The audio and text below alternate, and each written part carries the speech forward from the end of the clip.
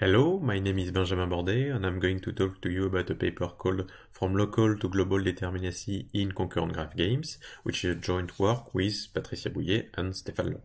So first, a quick note on motivations. So games, generally speaking, are used in model check-in and verification, and the need of concurrency arises when you are looking at distributed or synchronous systems. We are in addition looking at two-player games, so which model situation where we have the environments against the controller, and we are also looking at win-lose games, so where the objectives of the players are antagonistic. So in model checking in general, a usual question is which of the players is winning, and this is only defined if one of the players is winning. And this property is called determinacy, so there is an existence of a winning strategy, and that basically defines well for games on which such question is defined, and that's a property that we want to have on games, and that's a property we are going to look in concurrent games. So first, we are going to look at the settings for concurrent games in contrast to the setting of turn-based games. So let us first consider two-player graph arenas. So we are considering two players, player A and player B, that they are going to play on a graph which can be finite or infinite, and they are going to play indefinitely, so the outcome of the game is going to be a path in that graph which is going to be infinite. So in the turn-based setting, the players are going to play sequentially, so at each state, one of the players is going to choose an action, so in that case it's going to be left or right, and depending on this choice, a next state will be reached, and then a player chooses the next action, and then another state is reached, etc. Whereas in a concurrent game, so for instance here, we have a state Q0, which is so the name of the state, and on the right we have a bidimensional tables which represents the interaction of the players. So here both players are going to play. For instance, player A is going to choose a row, player B is going to choose a column, and as a result of these choices, next state is going to be reached, so either Q equal or Q different. So to be more precise, let's look at what happens in turn-based arena, specifically what are the strategies of the players, which represents how they are going to play. So first we can define the actions and the states. So the actions of the players are a set of possibilities. So in this example for player A and player B, it is left and right. However, we can also define the states of the players, which is going to be different for both players, because these states correspond to the states where the players actually play. So player A has the states Q0, Q equal, and Q different, and in that state she is going to play, whereas player B has the other states, so QL and QR, and she's going to play in those states. And then, what is a strategy? Well, a strategy is only a function that maps a finite path that ends in a specific state, so a state either belonging to player A, where it is going to be player A that chooses the action, whereas if this path ends in a state belonging to player B, then it is player B that is going to choose the action. So if it ends here, player A is going to play, whereas if it's here, player B is going to play. So for instance, if player A plays left and player B plays right in QL, then the infinite path that is going to happen is Q0 and then QL and then Q different indefinitely. So what happens now in a concurrent arena? So that's the same one that we have seen. So we can also define the actions of the states. So the actions are the same, and the states in that case are the same for both players, because the players are going to play concurrently in every state, and so all the players are going to play in every state. So strategy now is just a function mapping a finite path, regardless of where it ends, to an action. So in A for player A, in AB for player B.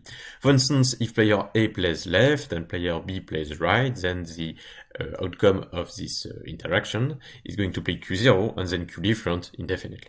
So that is for an arena. We can now obtain a game if to this arena we add a winning set, which is going to be a subset of infinite paths of infinite sequence of states that is winning for player A. So for instance, here we can define the set WA equals Q star, which is so a set of finite path, and then Q equal is reached and never left. And then WB, which is a winning set for player B, is a complement. So this is really a win-lose game. So one of the player wins if only if the other one loses. So now that we have a game, we can define what is called a winning strategy, which is basically a strategy that wins regardless of the action of the other player. So in the turn-based games that we have, we can first define the set of compatible paths with a strategy. So the set of compatible paths with strategy sigma A is a set of paths that can occur with the quantification over the strategies of player B. And we can define the same thing with the set of compatible paths with strategies of player B. And then here we can see that player B has a winning strategy. Specifically, let us look at the strategies defined in green here. So in QL, player B plays right, and in QR, player B plays left. So we can see that regardless of the action of player A, regardless of his strategy, Q different is going to be reached and never left. So in fact, regardless of the strategies of player A, player B wins. And this defines a winning strategy. Let us now look at what happened in the concurrent game that we have.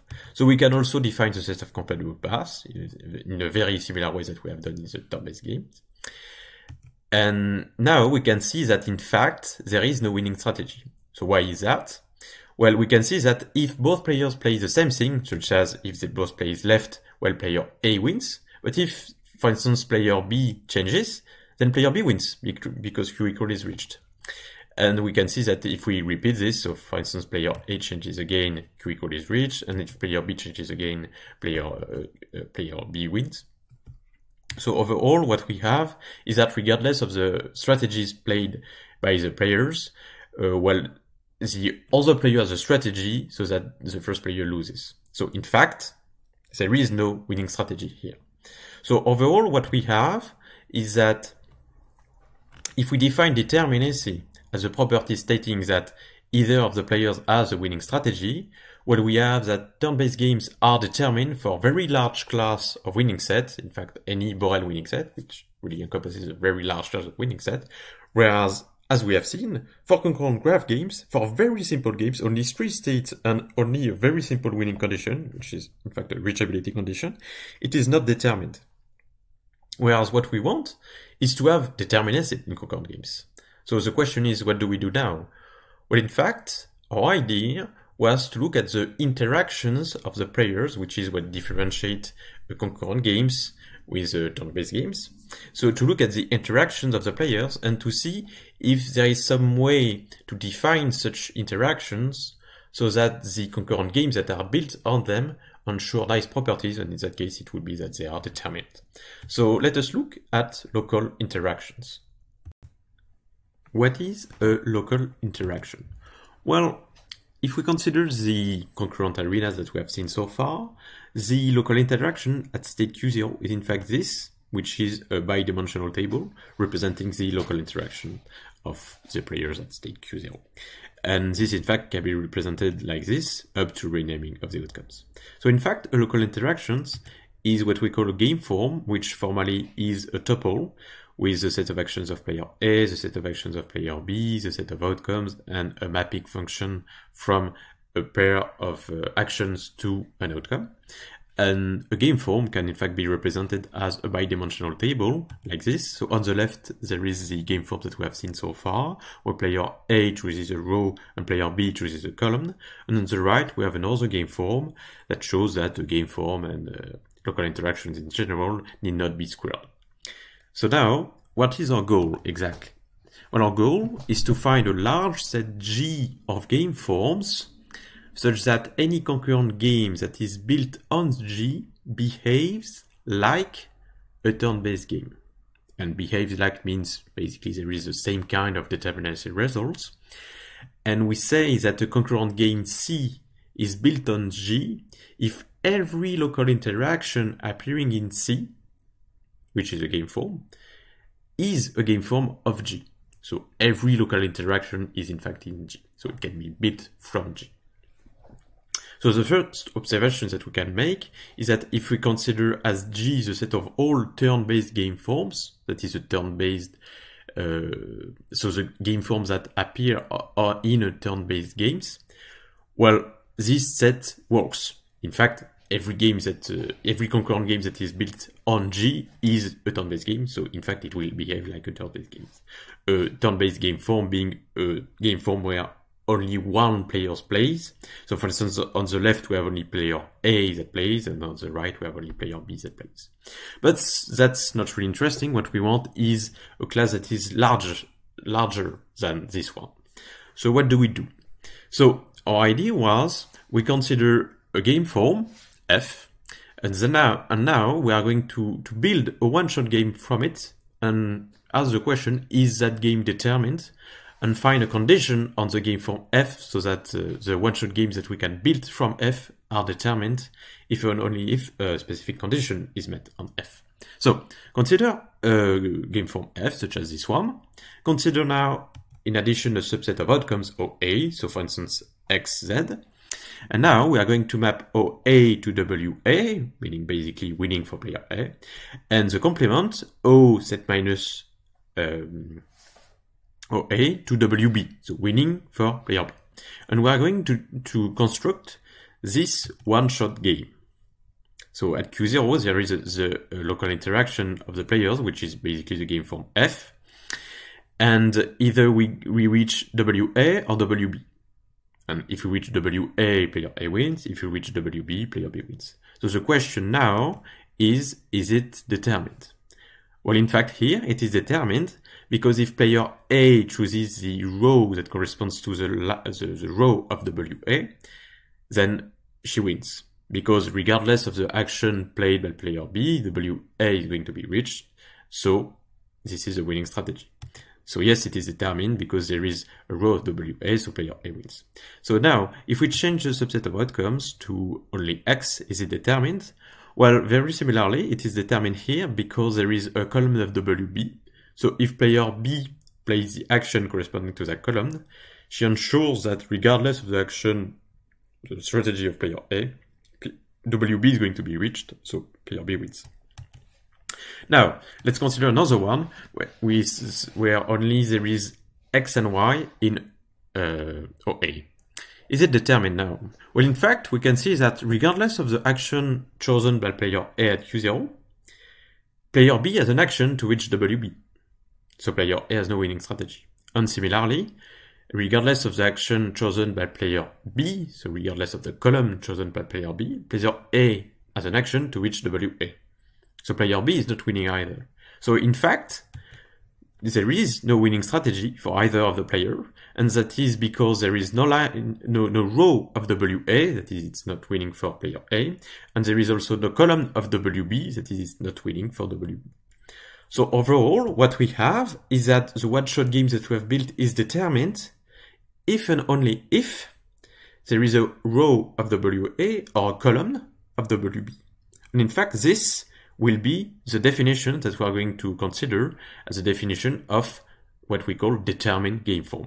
That is what we have here. So we consider a game form F, and we say that it is determined if for all valuation of the outcomes to WA, WB, so mapping a subset to WA and the complement to WB, there is either a row of WA or a column of WB. So either player A wins or player B wins.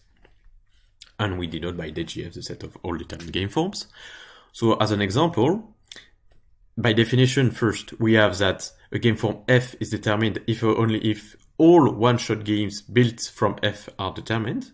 And as an example, we have that this game form that we have seen first is not determined. So this is called a matching penis. And this is a witness. This game form, which is just the one that we have seen before, is not determined, and this is a witness. And for instance, this game form is determined. It is determined, and for instance, if you consider this valuation, there is a row of WA, so player A wins. Here, there is a column of WB, so it means that player B wins.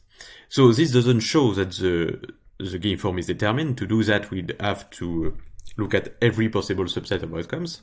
But in fact, if we were to do that, we would find that there is always either a row of WA or a column of WB. So let's recall our goal. So our goal was to find a large set G of game forms so that every concurrent game built on G behave like a turn-based games. So in fact, if we consider such a set G, we have that all game forms in G are determined. Because if a game form is not determined, we can build a one-shot game from that game form that is not determined. But now what we ask is, is it possible that G is a set of all determined game forms? So what this means is, if we consider a concurrent game C that is built from the GF, so we say in that case that it is locally determined because every local interaction is determined. The question is, does C behave like a turn-based games? And that is the question that we are going to look at now. So let us look at a locally determined concurrent graph game. Consider, for instance, this one. So we can see that at Q0 we have a local interaction that is determined. So the game is locally determined. So we want to show that in fact this concurrent game behaves like a turn-based game. What we are going to do is we are going to sequentialize these concurrent games and obtain the turn-based games. And we are going to show that this concurrent game behaves like these turn-based games. So how do we sequentialize these concurrent games? What we are doing is we are going to make player A plays first. So we consider Q0. Player A chooses an action, so either A1 or A2 or A3, and then player B responds. So we can see that here player A has the same kind of information because she doesn't know what player B is going to play. However, player B has more information in the turn-based game that is the concurrent game, because in that situation she knows the action played by player A, which is not the case in a concurrent setting. And so we expand the set of states, and we can also translate the winning set, and it's just done by a projection on the state of interest. And then what we are doing is we are going to translate strategies from the turn-based game T to the concurrent game C. What we are doing is that we are able, at least we want to, translate winning strategy from the turn-based games into winning strategy into the concurrent games that we have. And if we can do that for both players, then we show that if T is determined, so the turn-based game T is determined, then we have that the concurrent game C is also determined. So the determinacy results that exist on T can be translated into C. So what do we do to translate the strategy for player A? Well, it is quite straightforward. The only thing that we have to do is to consider a projection of the state, and then we have basically the same strategy because player A has basically the same kind of information in both games. However, in the turn-based games, player B has more information because she knows the action chosen by player A. And that's why this translation, in fact, uses local determinacy, the local determinacy assumption on the concurrent game. That was not the case for player A. So let's consider an example. For instance, here, player B chooses the strategy depicted in green here. So this strategy can be depicted in the local interaction appearing in Q0, where we put the state reached by the strategy in green, and we have mapped them to WB and the complement to WA. And what we have is that for each action of player A, so for each row, there is an action for player E, which is given by the strategy, such that a state in either X or Y, so that is mapped to WB, is reached. And that is what we obtain here.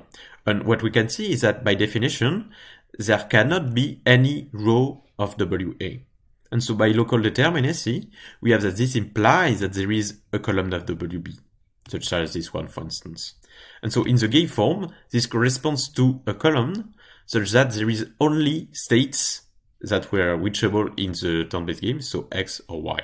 So basically, this strategy is going to be translated into this one in the concurrent games.